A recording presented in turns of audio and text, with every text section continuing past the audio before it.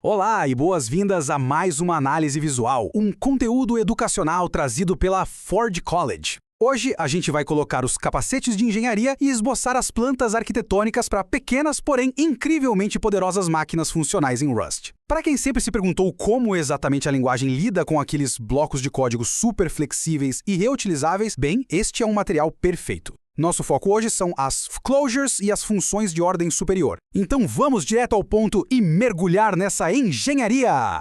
Construindo sobre a nossa última análise, onde a gente explorou os padrões de programação funcional em Rust, focando em funções puras, hoje nós vamos dar um passo além. Imagine que as closures são como mini-máquinas customizadas, sabe? Aquelas funções anônimas que a gente esboça ali mesmo, diretamente no meio do código. E elas têm uma habilidade muito especial. Elas não apenas executam tarefas de forma isolada, mas conseguem capturar e utilizar as ferramentas e os dados que estão logo ali em volta delas, no que chamamos de ambiente léxico. É literalmente como um trabalhador numa linha de montagem que simplesmente estica o braço, pega uma ferramenta na prateleira ao lado e usa, sem precisar que alguém vá lá e entregue isso formalmente nas mãos dele. É prático demais. A nossa folha de especificações para o projeto de hoje vai cobrir 6 etapas bem diretas. Começamos com o que são closures, depois vamos para capturando o ambiente léxico, em seguida a trindade fn, fnmulti e fnonce, passamos para funções de ordem superior, depois despacho estático versus dinâmico e, finalmente, conclusão e próximos passos. Seção 1. O que são closures? O componente customizado. A elegância da sintaxe do Rust aqui é algo fantástico de se observar. Repare nessas barras verticais envolvendo o parâmetro x, seguido logo pela operação matemática. Isso é o famoso açúcar sintático da linguagem em ação. É super limpo, né? Mas a atenção real aqui tem que se voltar para a palavra offset. Notem que essa variável não foi passada ali dentro das barras verticais junto com o x. A closure simplesmente puxa isso direto do escopo externo, construindo uma espécie de ponte invisível para os dados que estão ao seu redor, sem cerimônia alguma. Seção 2. Capturando o ambiente léxico. A fonte de energia. Agora, isso levanta uma questão gigantesca. Como é que o nosso rigoroso inspetor de fábrica, sim, o próprio compilador do Rust, que é famosíssimo pela segurança de memória e pelas regras estritas de posse e empréstimo, como ele permite que as closures saiam pegando variáveis externas sem causar um caos absoluto na linha de produção? Bom, a resposta é que ele analisa de forma extremamente rigorosa o comportamento de cada closure, e só então ele atribui a ela uma espécie de licença de operação super específica. Seção 3. A trindade. Fin, fmult e finonce. As licenças operacionais.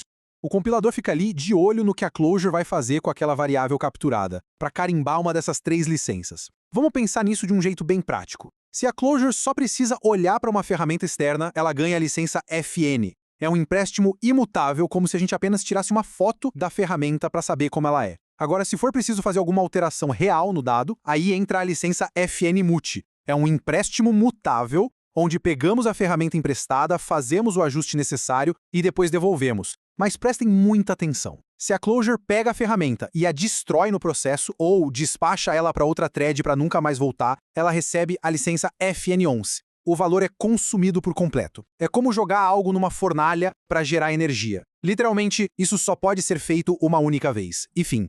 Seção 4. Funções de ordem superior. A linha de montagem.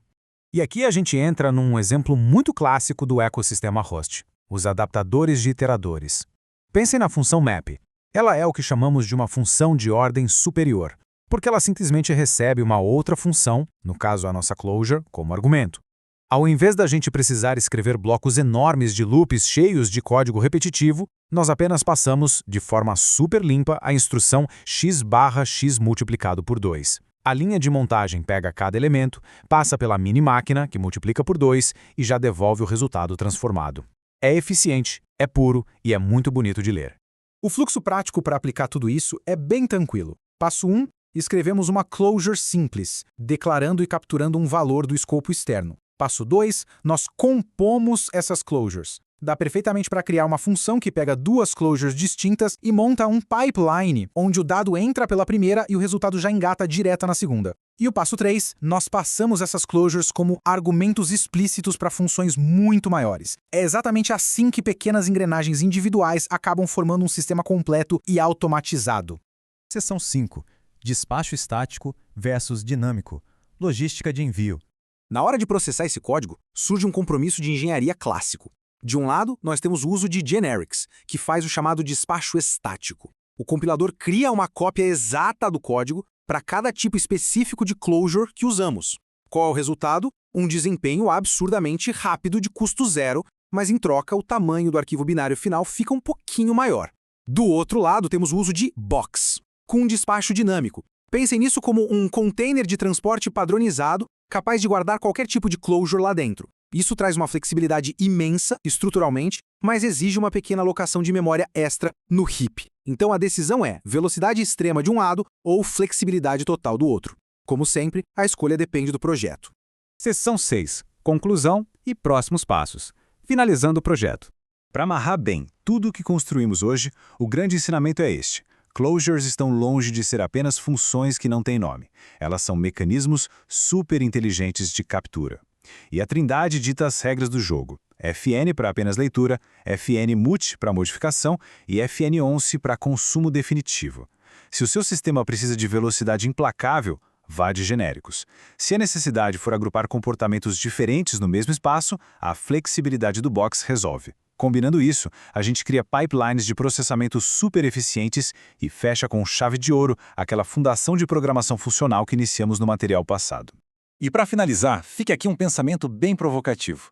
Agora que o funcionamento dessas pequenas máquinas eficientes está claro, como é que fazemos para padronizar tudo isso para que elas conversem com qualquer outra parte de um sistema gigantesco de forma unificada? Pois é, essa é exatamente a pergunta que vai nos guiar direto para o nosso próximo assunto sobre traits e abstração. Nós agradecemos muito por acompanharem mais esta análise e conteúdo educacional da Ford College. E não se esqueçam, para expandir esses conhecimentos e mergulhar fundo em temas fantásticos da Web3 e do ecossistema Solana, basta acessar o site ford.college. Continuem programando, continuem construindo e a gente se vê na próxima.